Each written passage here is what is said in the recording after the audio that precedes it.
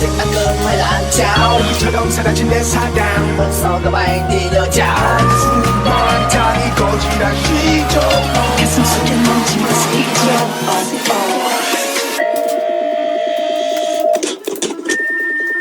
What you calling? What you call? What you call?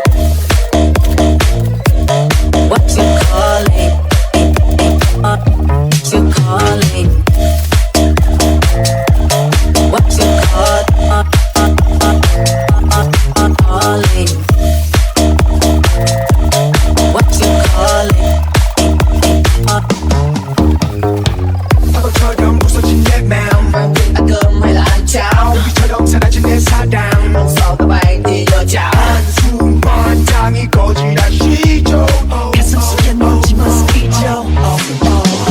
Yeah, 네가 없인 달라진 못 쓸 것만 같았던 now. 생각과는 다르게 더 그럭저럭 혼자 잘 살아. 보고 싶다고 불러봐도 넌 나 무대에 다 멈췄나.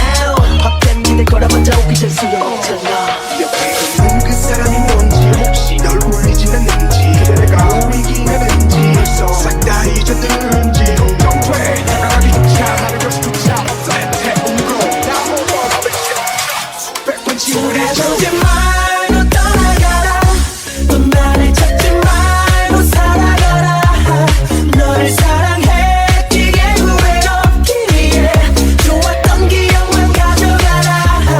그럭저럭 참아볼라네. 그럭저럭 견뎌낼만해. 넌 그럴수록 행복해야 돼. 하루하루 무뎌져가 돼.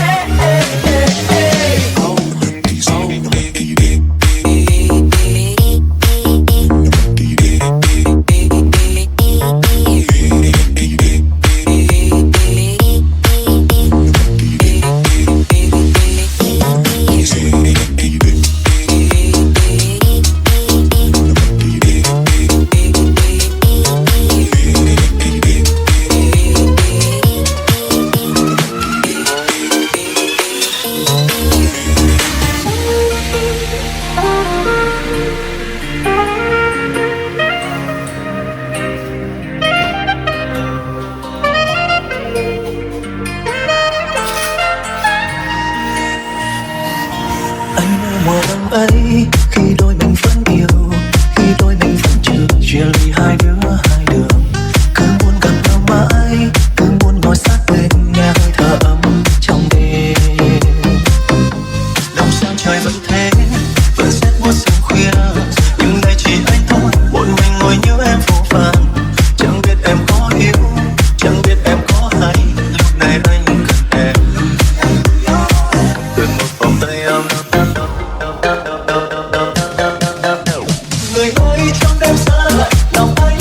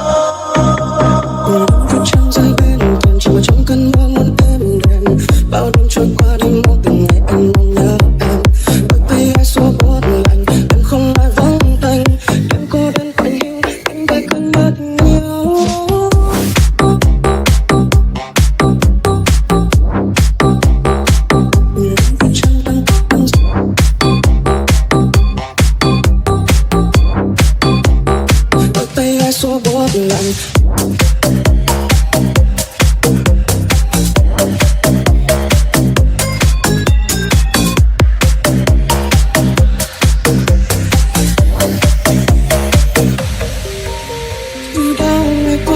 Chưa chan con tim yêu thương lặng, đợi đây chờ ai biết rơi về bên hai xưa yên vắng, quay về một nơi xa xăm, bên tôi chợt gọi trong